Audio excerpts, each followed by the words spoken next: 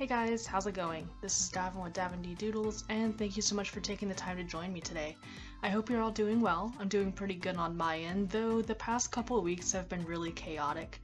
Some of you might have noticed there wasn't a video upload last week, and that's just because my schedule pretty much got flipped on its head.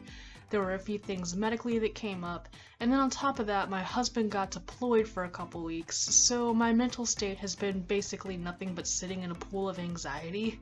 And I just needed some me time last weekend to kind of pull it all together.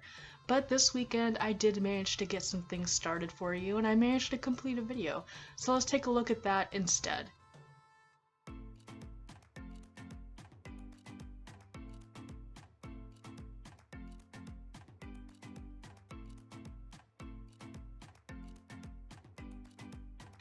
Basically what we have is another Mermay picture. I did warn you guys that Mermay was going to be the focus for May, and it still is. It was kind of a weird idea that came to me, and it was based, basically on one of the prompts for Mermaidize a friend. I don't remember which day it was. I'm not really following Mermay's prompts at this point, but that one really stuck out to me, and I thought it would be perfect considering we have Duncan and Puja, who are always our mermaid mascots. So I kind of got to thinking, what would Puja look like as a mermaid? And, I don't know how it would happen. I don't know if maybe it's a little play session. And it kind of became a whole little thing that got turned into a little bit of a story idea I'm playing with, but we'll get into that a little bit later. For now, I'm going to worry more about the actual art piece, which kind of is a mishmash of Disney. I know at least one person is probably going to hate this because she hates all things Disney, but it kind of reminds me of a mix between Jasmine and Ariel and Cinderella. And Cinderella was really the idea that first came to mind with Mermaidize a friend, because it's her suddenly becoming a mermaid. It's her transformation into something that she finds very beautiful. And I kind of wanted that whole arms out, kind of like Disney princess pose, the same sort of pose that Cinderella had when she transformed with this beautiful dress. And so that's pretty much the idea I stole and then kind of tried to mimic it, though her pose is slightly different and she has a tail.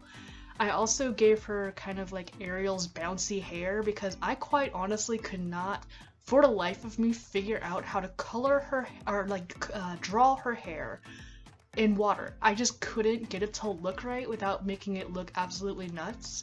So I did reference Ariel's hair for her hair. And lastly, I don't know if it's just, the skin tone kind of thing, but I did get heavy Jasmine feelings when I was coloring her, and I almost did her tail like a really pretty teal color, but I kind of stopped myself there and I was like, okay, Puja really does prefer the really dark pinks and the purple tones. She wouldn't have a blue tail if she had anything to say about it. So I decided to do that instead. Even though originally I think it was pretty, I had this whole idea of it being a yin and yang. Duncan has the really warm colors, Puja would be on the opposite side of the color wheel. But I like the way it is. You can definitely tell them apart come by the end. Their tails are very, very different, and I just think it turned out really good in general. So it really was kind of a Disney mashup, but it's also its own little story with its own little character that, I don't know, I just felt like doing it this way this week, so that's what we got. We got an older Puja who's a mermaid now, and she's got a beautiful tail.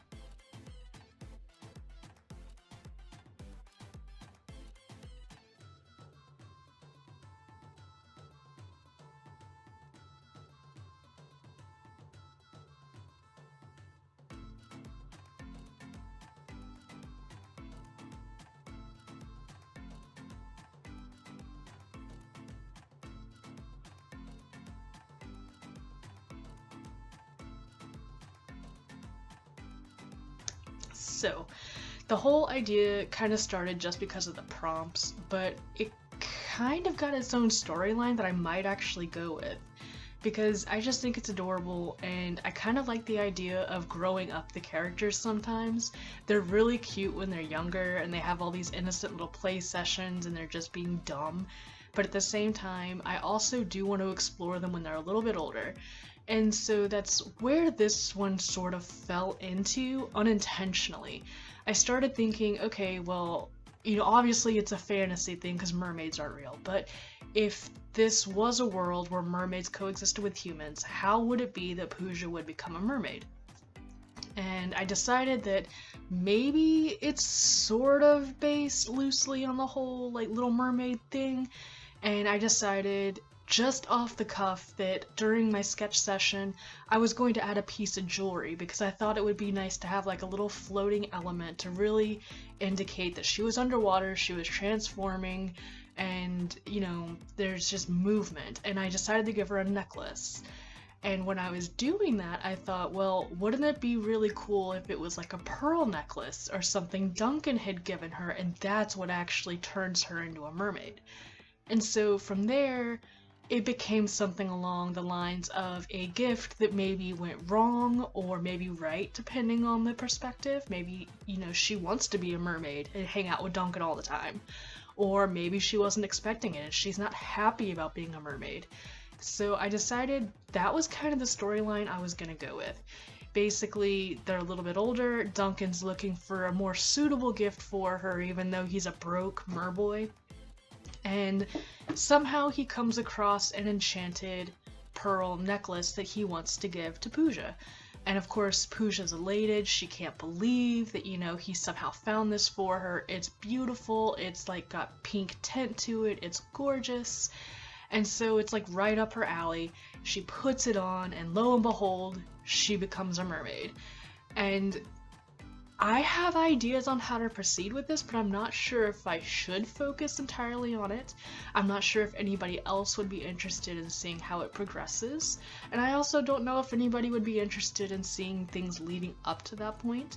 If you are, definitely let me know down in the comments below, and let me know how you would react if your longtime friend gave you a gift that ultimately turns you into something different. Turns you into, a mermaid, and, you could go on some pretty cool adventures if you could suddenly breathe underwater. Or, I guess technically she could also breathe on land because Duncan can, but she has to be in water. But I mean, technically she could go and explore the depths with him and go see an entirely new world she couldn't really see or be a part of before. And I think that is a really neat way to explore their story further. Let me know what you think. Let me know how you think that it should proceed and how they might be able to get out of it. Is it something that she can just take off and suddenly she's a human again? I mean, that would present a pretty dangerous problem if she is down 100 feet in the bottom of a lake somewhere and then suddenly her necklace gets caught on something. So keeping a little bit brighter, maybe there's something to it. Maybe there's some sort of magic that she takes it off and she's still a mermaid or something. And they gotta figure out how to turn her back. So, I don't know, it was just a kind of cute, weird story that started forming along with it, and I really had a good time with it and kind of exploring different ways that I wanted her to look. I actually did a few different mock-ups of how I wanted her to look. I couldn't decide if I wanted her to have a purple tail, a blue tail, a pink tail. It was a whole thing. I really didn't know what I wanted, and I kept sending my husband pictures like, what do you think? What do you think? So it was a mess, and I know when I get like that with a picture I'm trying to film that it's going to be a good picture, and I just get this anxiety about doing it because I don't want to mess it up. But it was a lot of fun to do once I finally did it, and I think in the end it looks pretty nice. It's not too in-depth. I mean, there's not a ton to it, but for a quick picture and for a sketchy idea that's quickly turning into its own little story, I think it looks pretty cute.